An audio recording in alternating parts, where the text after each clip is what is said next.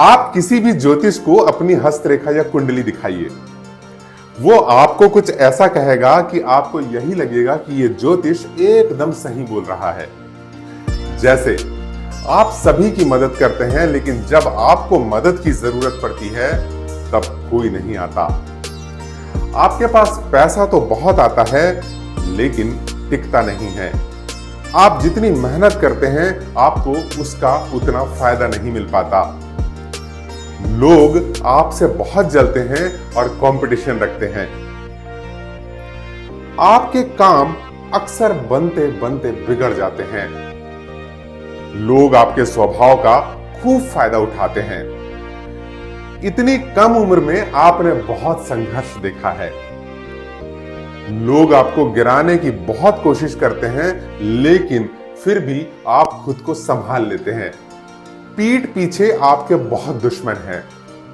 आप सबसे ज्यादा जिन पर विश्वास करते हैं, अक्सर वही लोग आपको धोखा दे जाते हैं।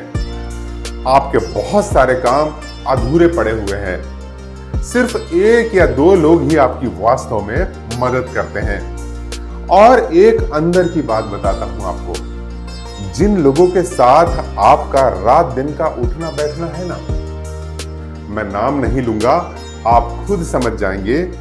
जिन भी लोगों के साथ आपका रात दिन का उठना बैठना है, वही लोग आपको आगे बढ़ने से रोक रहे हैं, क्योंकि आपकी ग्रोथ से सबसे ज्यादा परेशानी उन्हीं लोगों को हो रही है।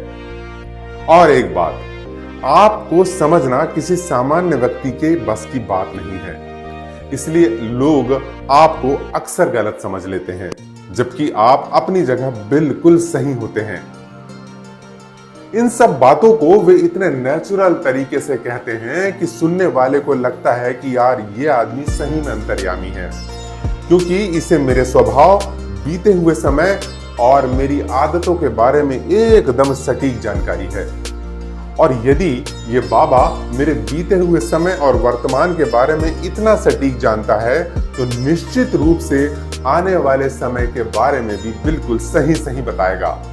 ऐसी सोच की वजह से अधिकांश लोग इन बाबाओं की ठगी का शिकार हो जाते हैं, और इसी वजह से ज्योतिषियों की रोजी रोटी चल रही है।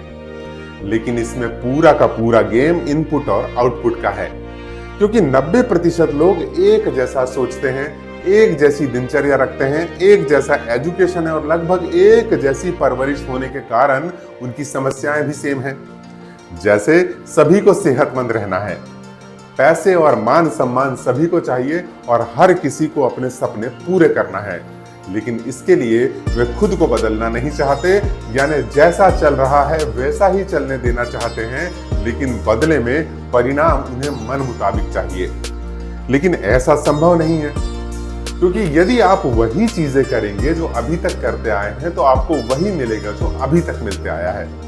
यानी मन मुताबिक परिणाम चाहिए तो इनपुट में बदलाव जरूरी है। जैसे यदि आपको 6 पैक एब्स चाहिए, तो सप्ताह में 7 दिन रोज 1 से 2 घंटे जिम में मेहनत तो करनी पड़ेगी। यदि आपको पैसे कमाना है, तो रोज 12 से 16 घंटे सही दिशा में तब तक काम करना पड़ेगा जब तक कि आप अमीर नहीं हो जाते। यदि आपको बेस्ट सिंगर बनना है, तो संगीत की शिक्षा लेने के बाद कई वर्षों तक रोज 8 से 10 घंटे गाने की सही प्रैक्टिस तो करना ही पड़ेगा। ओलंपिक में रेस जीतनी है, तो लगातार कई वर्षों तक रोज दौड़ने की प्रैक्टिस करनी पड़ेगी। एग्जाम में 99% मार्क्स लाने हैं, तो लगातार पूरे साल 4 से 6 घंटे रोजाना पढ़ाई करनी पड़ेगी, क्योंकि लोग उन्हीं चीजों पर फोकस करते हैं जो उन्हें दिखती है, जैसे प्रोडक्ट, परफॉर्मेंस और आउटपुट, जबकि प्रोसेस और इनपुट ज्यादा इंपॉर्टेंट है।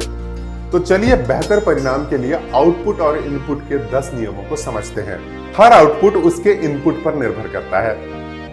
इनपुट कंट्रीब्यूशन है और आउटपुट रिवार्ड। आउटपुट बताता है कि आपने कब, कैसा और कितना इनपुट डाला है। रूट को सींचना इनपुट है और फ्रूट आउटपुट। इसलिए कहते हैं कि टारगेट इनपुट का रखा जाना चाहिए, आउटपुट का नहीं। और कोई भी आउटपुट बिना इनपुट के प्राप्त नहीं किया जा सकता। जब तक आप इनपुट नहीं देंगे, आपको आउटपुट नहीं मिलेगा। और सिर्फ सोचने से कभी किसी को आउटपुट नहीं मिलता। यदि आप गलत इनपुट डालेंगे तो आउटपुट भी गलत ही मिलेगा।